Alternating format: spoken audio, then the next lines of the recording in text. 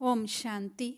हम सब godly student हैं। बाबा रोज जो है हमें नया नया पाठ पढ़ाते रहते हैं। अगर हम उसी देहबान में बैठ कर के सुनेंगे, उसी शब्दों को जो है उसी पहले दिन वाले हिसाब से सुनेंगे, तो हमको थोड़ा सा मुरली सुनने में इंटरेस्ट कम आ सकता है।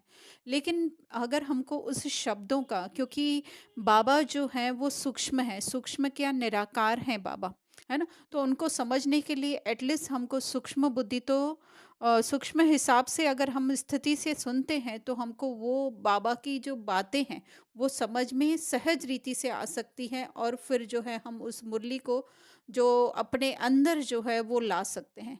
तो रोज जो है हमें मुरली में नयापन लाते जाने का है। नए नए तरीके, जिस हिसाब से कल सुन रहे थे उस हिसाब से नहीं, पर वो अपने देह को भूल करके, है ना, कहीं न कहीं वो देहभान जो है वो छुपा हुआ होता है। जैसे कि बाबा हमेशा मुरलियों में कहते हैं कि, है ना, जब अमृत पिला रहे थे तब जो है वो असुर छुप करके बैठे थे। अर्थात हमारे अंदर कहीं न कहीं वो देहबान छुप करके बैठा हुआ होता है। तो वो देहबान को जितना हो सके बुला करके हमें उस सत्य स्वरूप में स्थित होकर के एक छोटा सा बच्चा बन करके जो है हमें सुनना होता है। तो आज हम कुछ बाबा के मुरली के शब्द इस तरह से समझेंगे, स्थूलता से थोड़ा सा अलग रीति से समझेंगे। जैसे बड़े बुजुर्ग होते हैं, वो अपनी बातें जो है वो मुहावरों में कह करके सुनाते हैं। जैसे हमें याद है, हम छोटे थे तो हमारे दादाजी जो है वो मुहावरों में काफ़ी बातें कहते थे और हमें समझ में नहीं आती थी। तो इसी तरह से सबसे बड़े बुजुर्ग तो हमारे बाबा हैं।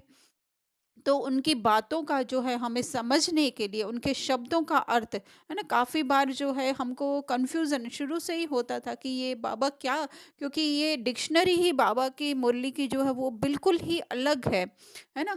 तो उसके लिए हम थोड़े-थोड़े 2-2 3-3 शब्द रोज़ समझेंगे।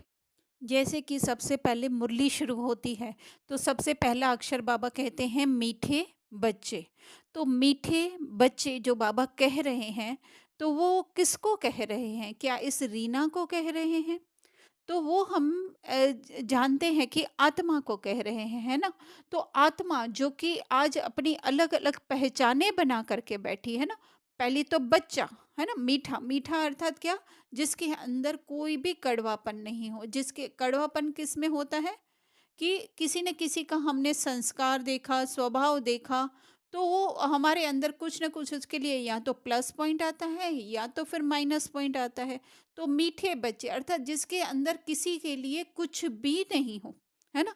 तो वो कुछ भी नहीं हो तो फिर क्या होता है? अगर किसी से हम मिलते हैं, हम उसको पहचानते नहीं हैं, तो फिर हमको उनके प्रति क्या होगा? कुछ भाव होगा, कुछ प्लस का भाव होगा, कुछ माइनस का भाव होगा, है ना। तो इसी तरह से हम वो प्लेन स्लेट को बाबा जो है वो देख रहे हैं, प्लेन पन्ने को जो है वो बाबा देख रहे हैं, है ना, जो कि एकदम बाबा के समान है। बाबा के सामने जो है कोई कैसा भी बच्चा आता है, तो बाबा को किसी के लिए कोई भी पुरानी बातें याद नहीं आती है ना। हालांकि बाबा ज्ञान का सागर है।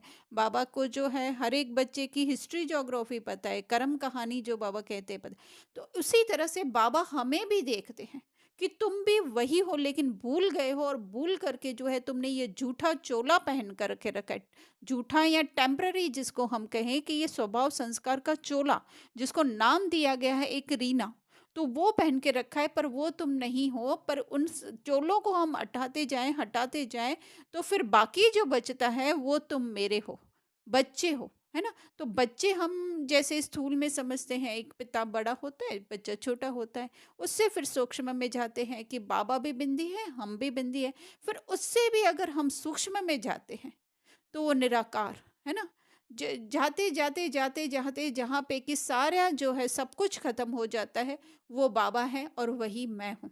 अगर उस स्थिति में हमारा रहना जो है वो पॉसिबल नहीं होता है। हाँ, बाबा सदैव उस स्थिति में रहते हैं, तो इसीलिए जो है उनको बाबा कहा है और हमको जो है वो बच्चे कहा है ना। तो इसी को ही बाबा ने कहा स्वीट बाब को याद करो, है ना। तो वो बाबा स्वीट क्यों है? क्योंकि उनके ऊपर जो है कोई भी परतें चढ़ी हुई नहीं है।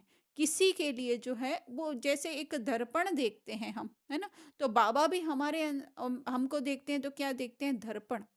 कि है ना, उनको अपनी ही छवि हमारे अंदर दिखाए, जो कि सत्य बात है ये, कि हम भी बाबा के समान हैं, पर ये ड्रामा चक्र के अंदर आकर के जो है फिर हम लोगों ने अपनी अलग-अलग पहचानें बना दी हैं।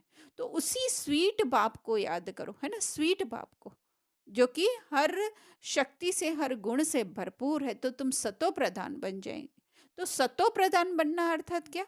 उस सत्य स्वरूप स्मृति में स्थित रहना। सबका सत्य एक ही है, जैसा बाबा का सत्य है वैसे हम सबका। तो उस सत्य में हम स्थित होकर के, हाँ, पर देवता पद में रोल प्ले करने के लिए आएंगे तो जो हमारी स्थिति होगी वो थोड़ी सी नीचे होगी, क्योंकि वो निराकारी अवस्था में रहते हुए जो है हमारी स्थिति जो है वो बाबा को टच कर सकती है। लेकिन फिर क्या होता है, जैसे ही आवाज की दुनिया में आते हैं तो वो हमारी छवि जो है वो धुंधली होने लगती है। तो इसी तरह से हम रोज दो तीन बाबा की मुरलियों के अक्षर देख करके, अक्षरों को समझ करके और मुरली को एक नए ढंग से जो है हम सुनने की और सुनकर धारण करने की कोशिश